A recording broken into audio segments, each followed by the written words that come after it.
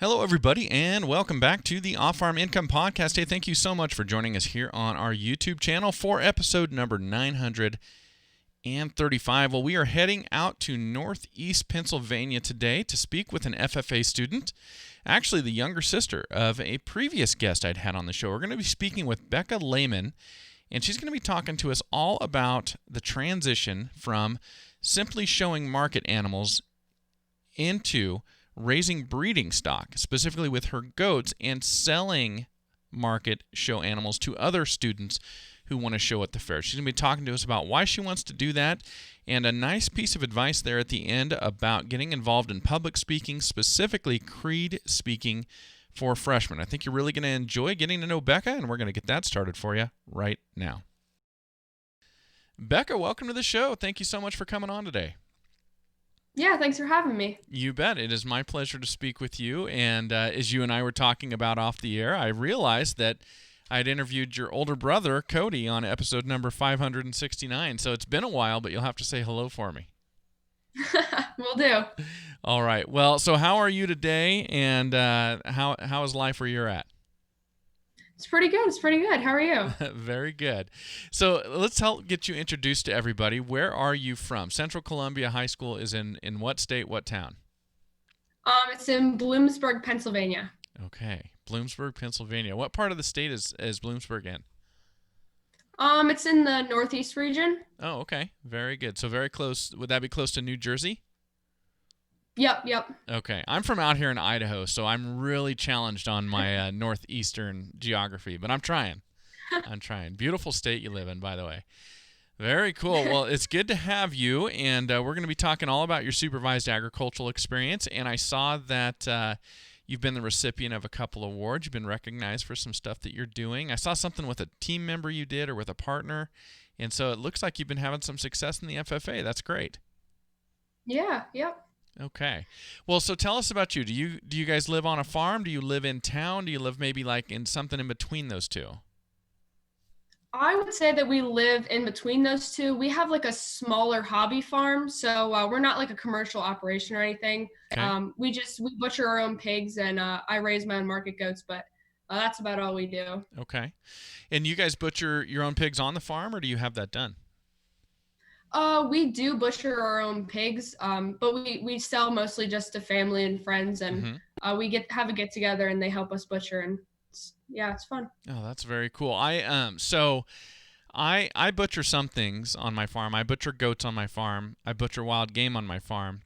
But the only time I've ever taken a try at butchering pigs on my farm is if we're doing nothing but sausage. Other than that, I'm so worried I'm going to screw it up that I hire it done. So, but you obviously have some skill and probably some tradition in your family doing that. Yeah, yep. Okay, that's great. Well, I've read some stories. There's a great book. I don't know if you've ever heard of an author and a farmer named Joel Salatin. He farms out of the Shenandoah Valley in Virginia, so not too far from you, just a little bit south of you. But he has a book called You Can Farm, and when I read that book, I really enjoyed it because all these stories of how the old world ways of doing things, and he has a great chapter in there about everybody in the community getting together when it's time to put pork up for the winter. So it sounds like you got the same thing going there. Okay. Yep. I'm getting completely sidetracked, Becca, but that's what happens when you do an interview with me. Okay. So where are you sitting right now? I see this this nice backdrop. I got to ask you about this. There's like a fork or something hanging on the wall behind you. Yeah, I think that's from our family back, and I think it's from my grandparents or something. I honestly have no idea, though. Well, that would be probably the smallest pitchfork for the smallest bale of hay I've ever seen in my life, if that's what that is. No, I don't really know what that is, but yeah, I'm always interested in the background and what I'm looking at here. Now, so let's talk about you some more. How long have you been part of the FFA? My first year in the FFA was last year, so then this would be my second year in the FFA. Okay, and so you are just beginning your sophomore year, is that right? Yep, that's correct. Okay, and do you get to go to school right now, or are you doing everything remotely and virtually from home? Our school is actually doing a really good job of trying to keep us kids in school and just have a better learning experience for all of us. So I'm really excited about that. Okay, well, good. I'm glad you get to be there. And Yeah. what brought you into the FFA? Why did you want to join? I originally was actually a transfer student, so I didn't actually come from the district of Central. I actually came from Berwick, and all of the programs that Berwick was offering me, I wasn't really interested in. I heard about the FFA mostly from my brother. Mm-hmm. He was also a transfer student, Okay. but it just interested me, and it was something that I really enjoyed, and I already knew that I had interest in it. So why not take a risk and go for it? Yeah, and that was a year ago, right? And Yep, you're doing it again, so I'm assuming that risk paid off. it sure did. That's good. That's good. And are you currently serving as your chapter's treasurer? I am, yes. Okay, so man, you jumped right in. You got involved in the offshore team right quick. Why did you want to do that? I just think it's a good leadership role. I think you're more immersed in your chapter itself. You know more about what's going on if you're involved in your chapter office. Okay. Yeah, absolutely you do. And so what are your duties as treasurer? Um, well, we just had our first meeting. I believe it was yesterday, so I'm not exactly sure all what I'll be getting into, but I mean, I hope I enjoy it, and I guess I guess we'll figure that more of that out. Okay, so you're just learning what the position entails. Yep. Yeah, well, good for you. Well, that's an exciting time. Well, I always love to acknowledge our FFA advisors on the show, and I'm not quite sure how many you have there at Central Columbia, but if you could, just kind of let us know who those folks are for you. I have two advisors right now. One of them is Douglas Brown, and the other one is Christy Good. Okay, well, thank you very, very much for acknowledging both of those people, and let's talk about your supervised agricultural experience. So tell us what you've been doing. I actually have 5 SAE projects right now. So one of them is a paid placement. I work for my parents. They own like a small feed store and business, so I work there as like a cashier. And then all of my other ones are entrepreneurship SAE. So one of them is I raise market hogs for the fair. I raise dairy beef steers for the fair. I raise market goats for the fair. And then I also have just recently started into my own breeding goat operation. Oh, okay. So breeding goats. Okay, so let me start with the placement, and we'll work our way through all the entrepreneurship. Did you call it a pig placement? Paid placement. Oh, paid placement. Okay, that makes a lot more sense to me right about now, Becca. Okay, so your family has a small feed store. Mm-hmm. Okay, Yeah. how long's that been part of the family? I would say just about 16, 17 years. Oh, really? So this is something Mhm. that your mom and dad started? Well, I mean, it's always been around in this Uh area. huh. Like about 16 years ago is when they bought the business from a good friend. Okay. So they, yep. Okay, and that I apologize. That's what I meant. So they for your family they started it. They're the ones that purchased it Mhm. and took it over. That's really Yep. interesting. And so is that their full-time job now running on this feed store? Yeah, we actually have two of them. The other one Okay. is closer to like southern Pennsylvania and Mechanicsburg, PA. Okay. So just getting two different areas there. But Okay. yes, we do that. That's their full time job then. Okay. I've been to Mechanicsburg. I know where that is. Very good. Okay. So what's the name of it? The one that we have here is Nescapec Agway, and then the one we have in Mechanicsburg is Davis Country Living. Very cool. So a couple feed stores, and you're working as a cashier. Have you been doing that for long?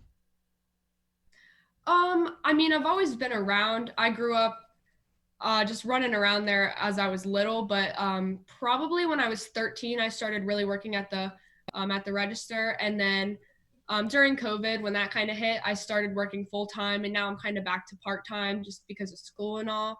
But I've been working there for quite a few years. Okay. And are you learning like all the aspects of business like inventory and accounts receivable and all that type of stuff? Have you been exposed that deep yet? Yeah, my mom's been showing me a little bit of like the financial aspect of like managing money for your business itself. A lot of like customer relations is a big one. Just being able to like talk with your customers as well as like also the agricultural side and knowing different products that are out there for different people and trying Mhm. to recommend what you think would be best for them. Okay. Oh, that's awesome. Good for you. I really, I can picture it right now. So, what kind of products do you sell? I mean, obviously you're selling feed. Is that for smaller farmers in the area? Are you doing like bulk deliveries? Tell us about that a little bit. We have a little bit here and there. I mean, a few of our customers, they come in and get like a decent amount of feed, but Hmm. we mostly sell just to like small farmers, like hobby farmers such as ourselves. And Okay. then part of what we do is also lawn and garden. And then we have like a few pet items that we have and bird seed and basically anything you can imagine. Okay. All right. Do you guys sell clothing and tools and equipment and things like that as well? We sell a few tools here and there, and then clothing would be like a little bit of outdoors wear here and there, but it's nothing that's not our main focus or anything. It's Okay. just something we have there for people if they're interested. Okay. Wow, that's great. Very cool. Okay, well, tell us about the livestock that you're raising. So we've kind of got a hint on the pigs, but tell us about your market projects. How many are you raising, and how many are you showing at the fair? So our fair isn't until like next year in September. So at the moment, I don't have any market animals on our facilities. But normally, on like a normal show season, I would have two market goats that I'd raise, as well as two market hogs, a dairy beef steer, and then I'd also bring a few of my breeding does down. Okay. Yeah. So obviously, your fair this year. Did you get to have it? I was assuming that it was canceled, but maybe not. It would have been 2 months ago. We had a small youth livestock show, Hmm. and then just a small sale that our livestock coordinates that they put on for us, just so like the kids that have been raising animals Hmm. since probably January, just so they can get them sold and make something back from them that it's not a waste of money, and we got a Hmm. good opportunity out of it. Yeah, that's good. You know, they did the same thing for my daughter's county fair. All the kids that had FFA or FFA and 4-H projects, they didn't have the fair this year, but they did all of the different competitions and shows, very limited basis, and then they did an online auction and helped them out because they'd already invested and put money into these projects, and then the fair got canceled. So I'm glad they were able to Yeah. do that for everybody in your area as well. It was kind of a strange year. Hmm. Okay, so we know what's going on with your market projects. You said you're raising some breeding goats now. So are you going to start, or have you already started selling show animals to other people in the 4-H and FFA in your area? So this will actually be my first year of having kids born on my facilities. I have two bred does right now. I have one that's too young to be bred, but she was my first bottle baby that my breeder gave me. Okay. Oh, it just gave me experience just to have her, and just in case I would have a situation like that come up. And then just recently, a few weeks ago, I actually bought my first breeding buck for my herd, but he'll be for next year Okay. since both of my does are already bred. Got it. Okay. And so, how I guess what motivated you to make the transition from buying some show animals, raising them up, showing them, selling them, and being done, to now having year-round responsibilities, the extra risk of the kidding season, all of that? Why did you want to go that route? It's just always been an interest to me. I just like being able to see like the genetics that you have, looking at their pedigrees and as Hmm. far back as they go, being able to pick your does and who you want them bred to. Just being able to like you can breed for so many different things and so many different characteristics. Hmm. If you'd like breeding or market, you can kind of have it more personalized to you. As well as I think it's a good opportunity for me to get out there and make connections with younger youth in the livestock industry, just to be able to sell animals to them. Yeah, absolutely. There's probably no better marketing than being in the show ring with, a line that you're selling from, right? Hmm. That's great.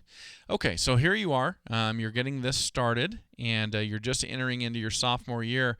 So as you look forward to your junior and your senior years, and I guess the rest of your sophomore year in FFA, do you have some goals? Do you have some places you want to get to by the time you finish high school when it comes to FFA? Obviously, I'd like to. I like competing in a lot of events. I'm kind of skilled in a lot of areas, so I do a lot of CDs as well as LDEs. So it's just exciting for me to see how I place in them, as well as going to like different areas and meeting different people like through FFA is one of my favorite things to do. And hopefully, after I graduate my senior year, I think one of my goals would be to be a state officer. Oh man, that would be great. State officer is a big deal, and that's a pathway right into a national officer too, right? Yeah. That would be fantastic. Now, you mentioned the CDEs, the career development events, and the LDEs. LDE stands for what again? Leadership development Okay, events. leadership. So of those two, where do you find yourself kind of excelling in the career development events or the leadership development? I would say mostly, I mean, I haven't had a lot of experience with, like a whole lot of experience with either of them, just since last year's kind of cut short. But I really like public speaking. So I did Creed speaking last year, Mm-hmm. and I did pretty good at that. And I'm hoping to do it again this year.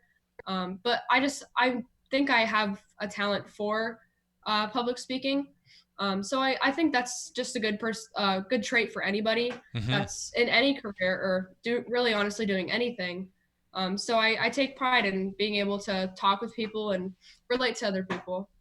Well, good. Well, you're doing a great job here. So, yes, you are skilled in public speaking. And I got to tell you, it's like the number one or the number two most feared thing for people to do. If you poll people around the country, is public speaking. And so, if you like it and then you can get good and skilled at it, you're doing something that a lot of people will just refuse to do. It gives you such a leg up in the world. So, good for you on doing that. And I want to ask you, before we wrap it up today, I want to ask you about the Creed speaking and maybe get your advice for incoming freshmen into FFA. I know that as freshmen come in, they're asked and encouraged to get involved in the Creed speaking competition. It's kind of an entryway into the different competitions and activities of the FFA. If you were put tomorrow in front of a class full of freshmen and your advisor said, "Hey, please let these people know how important it is and how fun it is and everything you got out of doing Creed speaking," what would you tell them? I think that, I mean, I talk to a lot of freshmen now that I'm like, well, why aren't you doing Creed speaking? And they're just like, well, I'm scared to do Creed speaking. Just like, well, why are you scared? Like these kids that are doing Creed speaking, they're all ninth graders. They're all freshmen, just like you. I'm sure they're all scared. I mean, we all have different skill levels, but I think if you work towards it, you're going to get there. I mean, like I think everybody, if you go to a competition, everybody's a little bit nervous about it, but you make great friends going into Creed speaking. I mean, I made great friends, a lot of great freshmen, and just kids my age. And with this goes with any competition or anything, just go for it. I mean, you don't know what you're missing if you don't. Yeah, that's really, really good advice. It's kind of like when people are hesitant to raise their hand in class, but the truth is about everybody in class has the same question you do, right? And so everybody's in the same boat. So just go for it, and it'll open up new doors for you. That's really, really good advice. Thank you for that, Becca. Yeah. Well, hey, this has been a pleasure to get to know you and to have you on the show. Thank you so much for joining me today. Yeah. Thank you for having me. Thank you for being here, everybody, and thank you to Becca Lehman for coming on the Off Farm Income Podcast today. And as always, enjoy your journey to the ultimate lifestyle business, agriculture.